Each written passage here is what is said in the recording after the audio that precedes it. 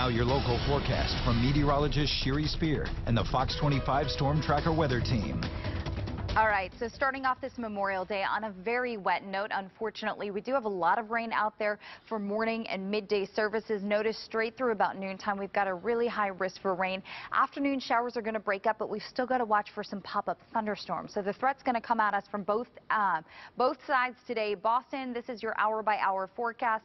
We start off the day in the 50s and the 60s. We do get up into the 70s today as we start to dry out this afternoon. Where we get breaks in the clouds, we have the potential of popping up to 80 degrees. You can see that in Lawrence and Fitchburg, Keene and Orange. But those are also going to be the more likely areas to see some pop-up storms later on today. So lots of threats that we've got to monitor. I think the biggest one is probably going to be heavy rain this morning and a couple of communities maybe even seeing some flash flooding. So 72 today, 85 here on your Tuesday, Wednesday. We've got 75 back. So lots of ups and downs in the temperatures and the skies here coming up this week. I've got the latest on Fox 25 Morning News until 10 a.m. I'll see you there.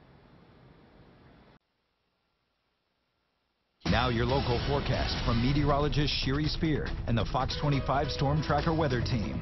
You know, I know Memorial Day off to a wet start for all of us, but I do have some good news regarding that afternoon forecast. We'll be lower 60s at noon, still some drizzle and lighter rain at the coastline, even some steadier rain down across the Cape.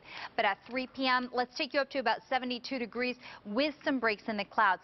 7 o'clock this evening, also about 70. We're still going to have a couple thin spots out there, but there is the risk for some showers and thunderstorms where you start to see those 80s here across southern New Hampshire, central western Massachusetts later on this afternoon. So we're going to have to watch out for some of those thunderstorms.